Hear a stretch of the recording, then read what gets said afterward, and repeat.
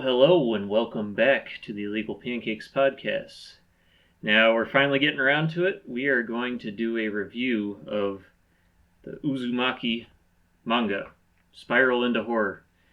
More specifically, we are going to be talking about Volume 1. We're going to Peter Jackson this thing. We're going to stretch it out. Yeah. Before, when we thought the anime was coming out this year, we were like, oh, let's just do it all at once. But you know what? We got time now. Everybody has time now. So we're just going to split this up into an ongoing series where we go through each volume and talk about the different issues and what's cool and what's not as cool, and then we'll rank them at the end. Right. So just so everybody knows, we specifically read Viz Media's Deluxe Edition, the hardcover. You can get it for how much? Like $18 on Amazon, maybe even cheaper than that. $18. I think I got mine for like $15 on eBay, but like plus shipping, it was like $17. Yeah, so but it's a deal because it's a thick comic book and like it's hardcover. It's good quality. Yeah, and I know we probably don't have too many major weeaboos in our fan base, but I mean, Viz Media doesn't always have the best reputation for quality translations, but honestly, I don't really care that much. And it's better than the fan translations. Oh yeah. I'd rather have an official one than risk a fan's translation that might not be entirely accurate either. But yeah, like I want to support Junji Ito if Viz Media is even giving him any money from this, but yeah. So I guess first of all, we should probably say is if you haven't read the comic or the manga, that's fine, but I would at least strongly recommend that you read the manga before listening to the podcast, because I mean we're going to spoil a lot of stuff. Yeah, pretty much all of it. Yeah, it's a legitimately good story, and it has really cool art and stuff, and I really like this comic. Yeah. Okay, so some other like stuff for our reviews overall, since we're planning on maybe 3 at the moment, and then maybe a bonus here or there. So each chapter we're gonna rate out of 5 creepy Junji Ito faces, to be exact. That's our thing for this series. Yeah. Then also we are going to be keeping a rolling like kill or death count, as well as a mutate count, which some characters don't actually die, but they like maybe get transformed into something weird or something. They aren't like actually killed. So I don't count that as the same thing as a death, so that's going to have its own thing. I don't know if we're going to announce that in like our voiceover or if you're going to add it during editing, but we'll figure that out. And then also we're probably going to keep a rolling count of how many times we butcher the pronunciation of the name Chewichi. Got it the first time. That's a good sign. Yeah. Which is definitely going to happen. We're probably going to butcher every other name, but we do not speak Japanese. Oh no, at all. I can like imitate some Godzilla trailers I've seen, but like that's it. Yeah. So those we aren't concerned with. We're concerned with Chewichi because he's the main character, or a main character, I guess. And he has the hardest name to pronounce. Yeah. I'm going to concentrate really hard on pronouncing it correctly every time, and I'm going to screw it up at least once probably, or we'll see. We'll find out in the end in post-processing or whatever. All right, so do you want to lead us into the first chapter? Right. So the first chapter is really more like 2 chapters because it starts off with the spiral obsession.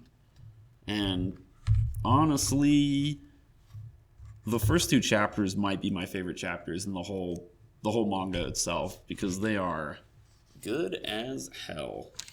They're able to fully like just let you know what the story's about, how it works, and it's got some pretty horrific stuff that happens just in the first 2 chapters. I think I was like grossed out the most by these 2 chapters, but we'll talk about that why later. But pretty much you have the main character Kyrie or Kyrie or Kylie. I don't know how you say her name at all. I don't speak Japanese. I saw the movie. I know, but I still can't pronounce the names. But she is walking to school, ready to meet up with her boyfriend, Chewichi. And it turns out Chewichi, he's not so happy. because his dad is freaking weird, and he won't stop looking at little like snails and stuff. So the name Spiral Obsession comes from the fact that it's mostly about Chewichi dealing with his dad, because his dad just gets this weird obsession with spirals. He's looking for everything that has spirals in it. He's collecting them. He's doing everything. The dude's going weird. Like, he's not going to work and stuff. And everybody's kind of upset by that. And then Chewichi, he's kind of the one that points this out. Like, the whole town is kind of being overrun by spiral-shaped things. He says the whole city just makes him dizzy. Yeah. And what's really cool is that throughout the whole comic, you can notice, like, in the background of scenes and stuff, you'll see these little spirals, whether it be, like, in the wind or, like, grass that's spiraled up together. But you can see that there's definitely something off about the whole place. Yes, one thing to mention real quick. Apparently, Chewichi goes to school in a different town. They don't really explain why, but yeah, like he says, like, every time I come back, I feel dizzy, like when I step off the train. So like he like goes to an entirely different town, and then he comes back, and so he's like really like attuned to all the like spirals. Mm-hmm. Then another part in there, so Kirie's dad is a potter, and Shuichi's dad comes to him, and he's like, hey, can you make me like a bowl or a plate? He's like, yeah, and he's like, can it have like a spiral pattern in it? That's very crucial, and he starts getting all weird and kiss-assy towards Kirie's dad, and he's like, price is no object, just as long as it has a spiral. All right. So one of the coolest pieces of artwork in these first two chapters is there's just one where it's Shuichi's dad sitting in his room, and he has all of these like spiral-themed quilts and like pottery and stuff, and he's just sitting there by himself looking at them. Yeah, I think he's specifically looking at one of those metal coils that used to be in like old thermostats. Is that what that is? It looks kind of big for one of those now. Yeah, it's something, but the dad's totally lost his mind, and like it's kind of playing a toll on both Shuichi and Shuichi's mom. Yeah, and then Shuichi talks about other examples of him acting weird, like the where he flips out about not having the spiral fish cake. And him stirring the soup. Then, eventually, his mom goes and throws away all of his spiral collection. That's when like he really goes nuts. Yeah. And the first part of body horror we get in the whole thing is when Kairi goes to visit her dad, and he's like, check it out, I can make spirals with my eyes, and his eyes just start spinning around like they're going nuts, just rolling around everywhere. Yeah. And this is one of those things that I'm really excited to see in the anime that they're going to make, because you can only do so much with it in the comic. But yeah, watching some dude's eyes like roll around in the back of their head, that's pretty creepy. That's definitely creepy in my book. So that's the first big creepy thing. And then we have her dad's death, which is, again, one of the most famous... You mean his dad's death? Yes. Shuichi, the man, his dad, dies. And do you want to explain how he dies? Because I'm still not totally sure. And it's kind of left up for interpretation. But they go to his house, and there's like a weird barrel thing. Yeah. Do you know what that's supposed to be? So the whole idea is that he realizes he doesn't need his spiral collection anymore because he can make spirals of his own with his body. And so, like, actually, right before he gets that wash basin or whatever, the barrel thing, like, Kirie goes to deliver the plate or bowl that her dad made, and he's the only one there. The dad's the only one there, and she's like, hey, I came to deliver this for you. He's like, oh, I don't need that anymore. So I found out I can make spirals with my my own body. And then another weird body horror thing he does, he like sticks out his tongue and like does this whole like snail curl chameleon thing with it. Yeah, like a chameleon, like it just rolls up. Yeah, so Kirie like is completely freaked out by this and runs away. And then meanwhile, there's this guy coming down the street with like a real weird round object on his back. Like delivers it to what's his name? Like, well, Shuichi's dad.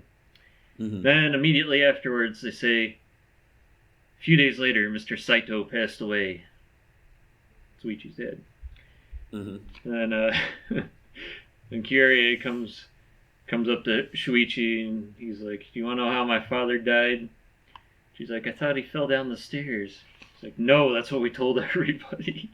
Yeah. So what had happened was, like, that same day that the tub got delivered, Chewichi and his mom were visiting a hospital to consult, like, a doctor, so, like, they can institutionalize him or something, because he was acting batshit insane.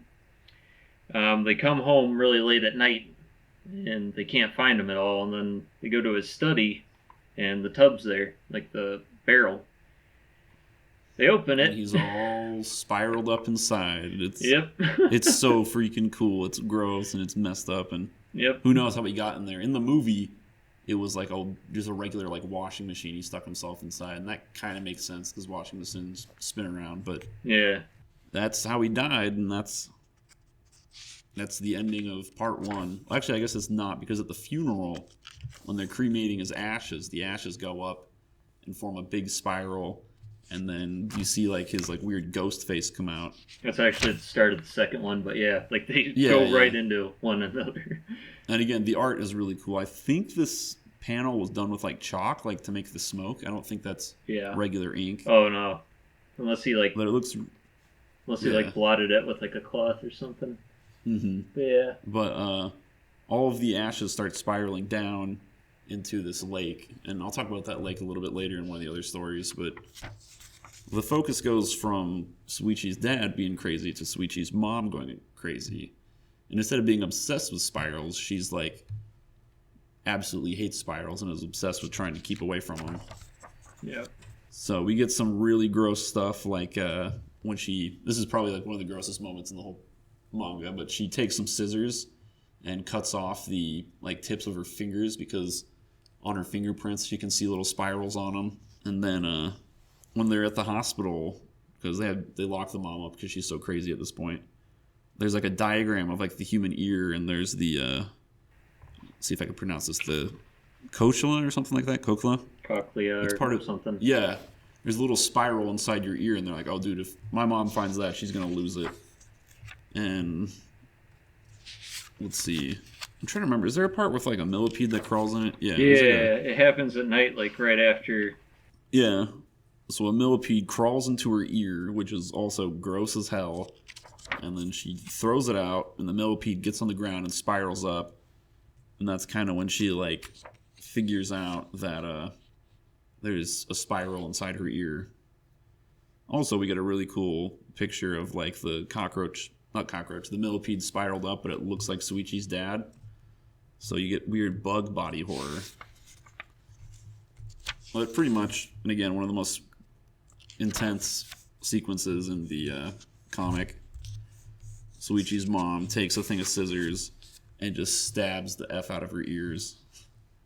And it is gross. It is not fun to read, but like, hey, it's a horror comic. What do you expect? And the ironic part about it is that the cochlea, or whatever it's called, the little spiral in your ear, is what helps you keep your balance. So after she rips out the spirals in her ears, she always feels dizzy forever.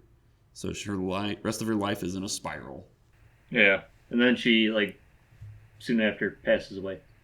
Yeah. So I know what you're thinking. This is really freaking dark and disturbing and gross and stuff. And you're right, but I feel like to an extent, it gets a little less. It's easier to read after this, and I'm not saying that because you get desensitized. But there's stuff like when the person cuts off their fingers, like I'm pretty sensitive to that. Like I see that, I'm like, that's gross. There's not really much self-harm committed by people throughout the rest of the comic. Yeah. So the first 2 chapters, they get you instantly hooked, and if you can stomach those, you'll be fine the rest of the time as well. Yeah.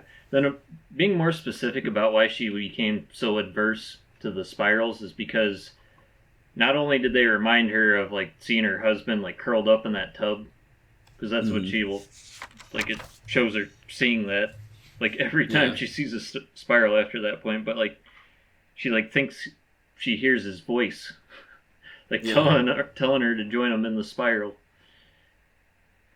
and then that's what happens. So we get to see that there's some kind of I mean, we've talked about this before on the channel, but the spiral is some kind of weird supernatural force that manifests itself through the spirals. Yeah. So the first 2 chapters, really, really good. I give them both a 5 out of 5 Junji Ito heads. Yeah, I'd probably say the same thing too. Very, very solid start. Yep. So with an awesome start, you would think that the next one would be lesser, but the next one is also really good. Yep. So chapter 3 is The Scar, and this is probably, well, it has probably one of the most recognizable pieces of artwork from the entire, like, manga. Mm-hmm. So the basic story is that Kyrie has a friend. Is it yeah, it's a friend. Yeah, named Azami. Yeah. Mm-hmm. And she is the prettiest girl in school, and she's able to get all the boys. Yeah. But how is she able to get all the boys? Well, it's not because the shorts she wears at volleyball, because those are way too short. Like, I don't think they make shorts that short in real life. But it's because she has a weird moon scar.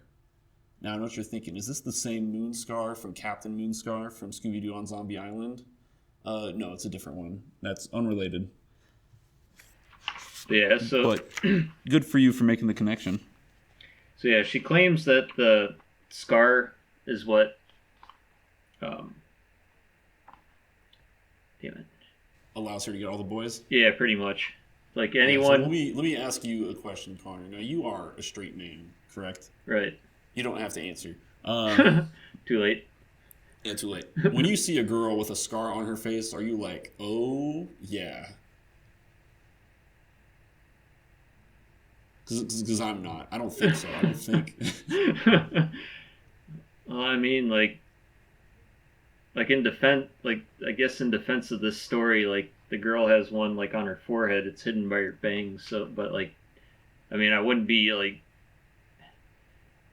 it wouldn't. Wouldn't be my reason for liking her. There's more to it than just that. Like, yeah, so I think this girl is full of crap. It has nothing to do with that little moon scar. It's those pants she's wearing. So the thing is that she's able to get all the boys in the school, but then she starts to notice that there's one dude in town who is not attracted to her, and it's Chewichi, because he just freaks out whenever he sees her. Yeah. You know, being a self-made orphan, I guess he's not really a self-made orphan, but being a recent orphan, he's kind of snapping all the time, and he is just terrified of her, and she doesn't really know why. Yeah, because Kyrie takes Azami to go meet Chewichi for what do you say? Oh yeah, because she wants to meet him for some reason. Ooh, I wonder why. Yeah. And then so she takes him there. Chewichi's acting all emo and stuff. He's like, "No, be gone." The spiral, or no, what do you say? No, he just says, "Go away." Yeah. Don't ever come back. But eventually, her scar starts to transform, and it becomes this weird little spiral scar on her head. Yeah. And like it like drills like into her head as well. Like it's way cool. It's way cool. And then obviously the most famous piece is that she tries to like, I forget, she pays some dude. No, she doesn't pay. She says she'll go out with some dude if he can bring Chewichi to him. And Kyrie is after her, and that's when you get the famous picture where she takes off her hat and there's just this big freaking spiral sticking out of her face, and like her eyeballs exposed, and then it gets like sucked up. Like, if the first story didn't hook you up, this will get you hooked. There's no way you're not going to finish this comic after seeing this panel. Like, just look at it. Just look at it. So anyways, with that, the spiral gets bigger and bigger until it consumes her whole face, and then she's able to like suck people into it. Like the dude that she's using to like kidnap Chewichi, like punches her in the face at some point, and then she just sucks him up using her big scar. And she tries to suck up Chewichi and Kyrie, but they're able to run away, and eventually the whole spiral scar just sucks up the entire girl. They don't even have to run away. I think Chewichi runs away. Yeah, he climbs up a tree. And then Kyrie finds her because she hears the other guy getting sucked in. And then he's like, "Look, and the zombies being like consumed by the spiral that formed in her head, and it's like taking everything. She just implodes. It's way cool. Yeah, without leaving a trace behind. Mm-hmm. Yeah. All right. So, how would you rank the Spiral Scar out of Junji Ito heads? I would say 4.5. Yeah, that's what I was thinking. 4.5 creepy Junji Ito faces out of 5. Yeah. It's really good, but there's some noticeable cringe, like this girl that's just always obsessed with taking control of all the boys. That's just kind of weird. Oh yeah, but and the fact that it's implied that she could do that before the spiral was invading. Yeah. But again, that's pretty minor compared to how cool everything else is inside the story. Yeah. Yeah, for me, this is the first of like maybe a small handful of stories shared between volumes 1 and 2 that don't really add much to the continuity of the story overall, or the manga overall. So you can actually skip this one and like be fine. Yeah. But don't. I wouldn't recommend skipping it. No, I mean, yeah. The next one is a little different, though. So the next one is called The Firing Effect. And this one kind of goes back to the first story, but at the crematorium, every time they burn somebody up, it spirals out of the smokestack, and then it goes to this lake. Remember how we said that Kiria's dad was like a potter? Well, it's that same lake where he gets all his clay to make his pottery and stuff. Except they don't reveal that until later on in the story.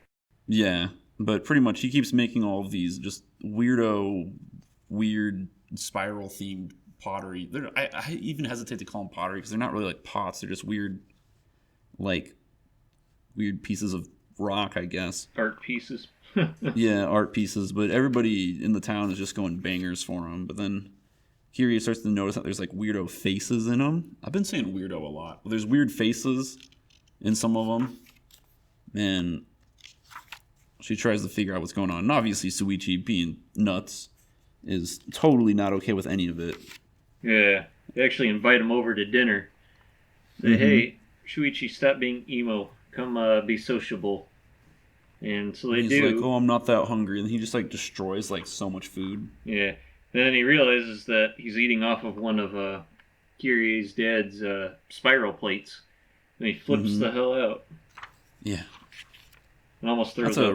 Yeah, he almost throws up. So pretty much, Kiria eventually goes to her dad's kiln to watch him make some of the stuff. And when she like looks inside the kiln, like in the fire, there's all these like weird like ghosts that are like screaming and yelling and stuff that's coming out of the clay.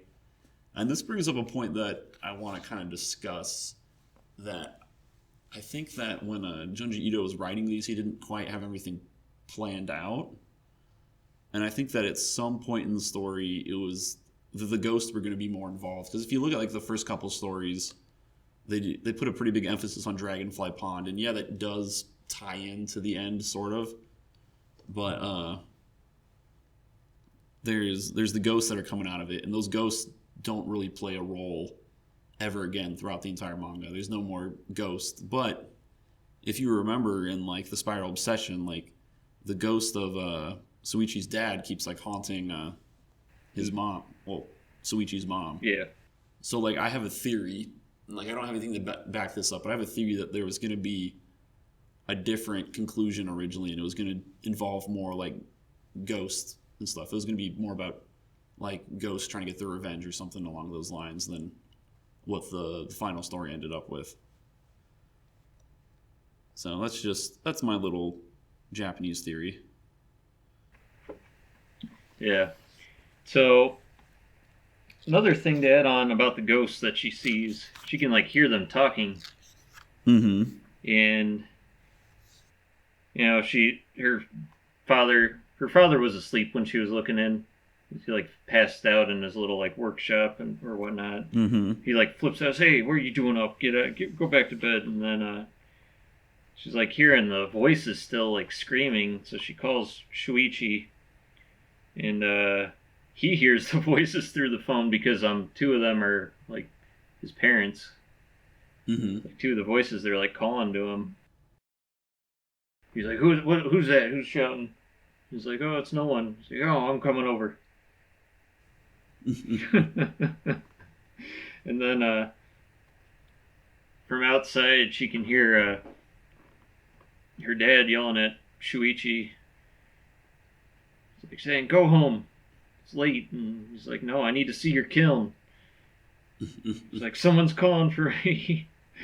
It's like, no, that's not true. So then he throws a brick at the kiln, and it like breaks open, and like all the ghosts come out, and then all the clay kind of like leaks out of it. And both of those are, well, they get their own page each. Mm-hmm. It's pretty. And yeah, the art is really cool, and it's like the different ghosts and even the pottery and stuff. Yeah. But the story's a little slow, and again, like I said, like you have all these ghosts show up, but they don't really play a role throughout the rest of the manga. Yeah. So then the little workshop burns down, and then the dad obsessively tries to unbury the stuff that actually turned out okay. Yeah. And then it ends. Yep. So how would you rank this out of Junji Ito faces? Even though it's slow, I think it's still a decent story. I'm somewhere between a 3.5 and a 4 for this one.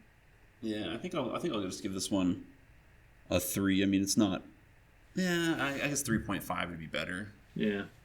I'll give it a 3.5 out of 5. Yeah. So it's good, but it's one of the more forgettable stories throughout the entire manga. Yeah, and the weird thing is, like, I think this is the first one where like no one like dies or gets mutated. Yeah, I think you're right. So, crap, what's our count up to? It's like at I thought you already had. Yeah. I thought you already had the count done. No, I don't. Oh, okay. Like I said, it's rolling. We're rolling. But yeah, I think we're up to 4. Because, I mean, you're going to add it with editing anyway. And if I'm wrong, well, I don't know. It's going to be hard to count eventually. So the next one is Twisted Souls. Ooh. Where Junji Ito goes back to his romance novel days. Ooh. I don't care for this story. It's Romeo and Juliet, except it's 2 Japanese people. And then at the end, they turn into weird spiral snakes and go into the ocean. And, like, when they do, like, become weird spiral snakes, like, it's really cool looking. Like, it's, again, this might be some of my favorite art in the whole comic. But, like, it has a happy ending. And that just doesn't match the rest of the entire manga. Like, yeah, the spiral is like killing all of these like people and like children and just ruining Suichi's life, and then it's like, no, you two, you get to be snake people forever and go out into the ocean. Yeah, go out to the ocean and be happy the rest of your life. Yeah. One thing that I guess it kind of reemphasizes from the first chapter is that it's like one of the things that Chewichi says to Kyrie, like either shortly before or after talking about his dad and his weird obsession, is that he wants to run away. He doesn't want to be in Caruso-cho anymore. And then it's like that gets brought up again in this one because the two lovers, whatever you want to call them, they're thinking about running away. They decide to help them. So it's a cute little story. One thing that also I didn't realize until going back and looking through it again is that the I forget what they're called, but like the old weather houses that play a bigger role later in the story. This is when they're introduced, that there's a bunch of old shacks throughout the whole town. The row houses. The row houses, yeah. So this is the one that introduces that, which kind of surprised me that it was setting something up so early. Yeah. But, yeah, overall this one isn't that great. It's got some good body horror. Yeah. But it's not all, so I think I give this one 2 Junji Ito faces out of 5. Yeah, somewhere in there for me. Maybe it... yeah, I can't go higher than a 2.5 on this one. 2 people do get mutated, so our count's up for that. But don't die. And it's it's another one you could just skip over, really. Oh, easily. I mean, not that you should. I mean, I don't know. Maybe of all the ones we've gone over so far, this is one I would say, if for some reason you're reading this on a time budget, skip chapter 5. Yeah. Because you're not really going to walk away with anything or too much. Luckily, chapter 6 is really good. Yeah. Medusa.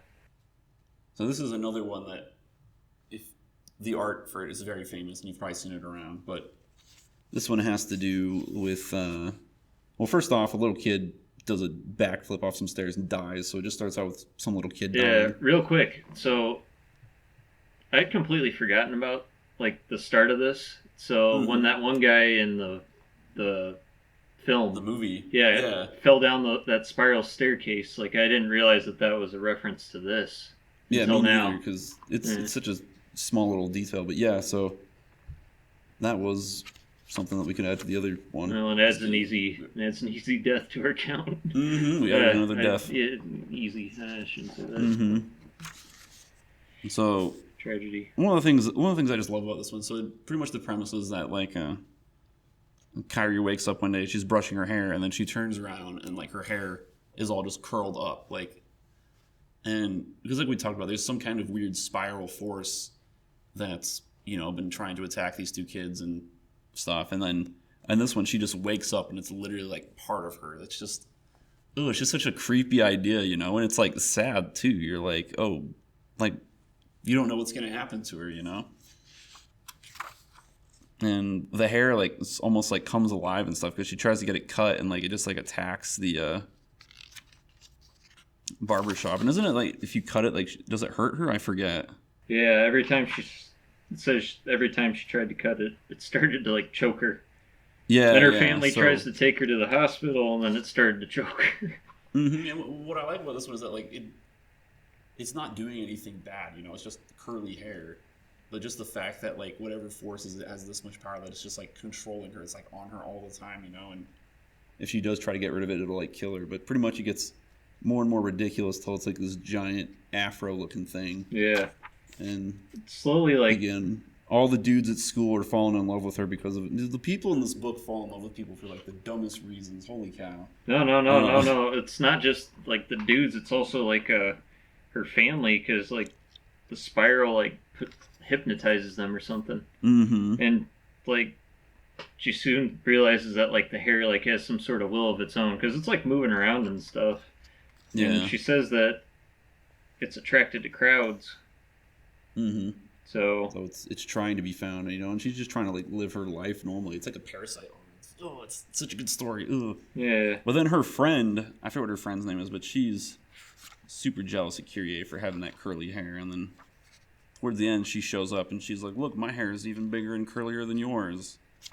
And they get into a bit of a hair fight, don't they? Yeah, they get into a hair fight. Dragon Ball Z style hair fight, which sounds really lame, but it's cool, dudes. Don't worry about it. And then eventually, Kyrie passes out, and Chewichi is able to cut off all of her hair. And then the other chick? I'm still not quite sure what happens. Like, it's either the hair like uses up all of her energy and she shrivels up or dies, or it's because she like walks into a telephone line and like it just electrocutes her.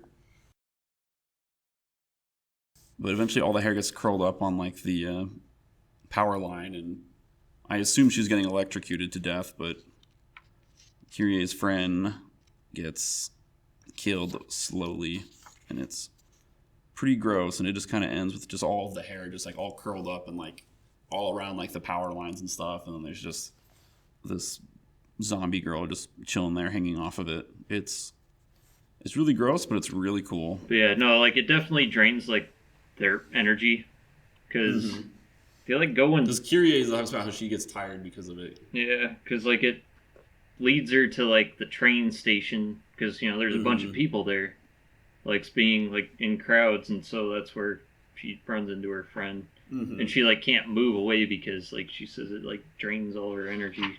She's like too weak to walk away. And the thing is that I like about these early stories, because that's the last story we're going to review for this video, is that it's a lot of like, I mean, the stories are connected enough, but they're always just random little situations, and most of them don't have that much of like a consequence to them. Like, yeah, I mean, a couple people die, but that's pretty minuscule towards what happens towards the end. But what I like about these ones is that it's about Kyrie and Chewichi trying to outsmart the spiral. Like there's this weird cosmic force that's attacking them, and it's about them trying to outsmart it.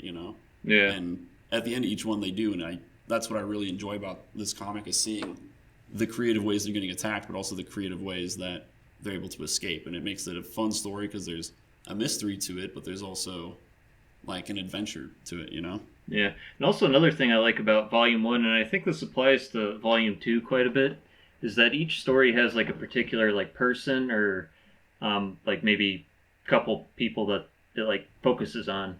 Mm-hmm. It's like they kind of become like the main character for that particular story. Like for the first two, the Spiral Obsession, Chewichi's dad, then his mom. For Scar, it's Azami. Azami, yeah. And then the fourth one, what was the fourth one? Firing Effect. It's it's Kyrie's dad.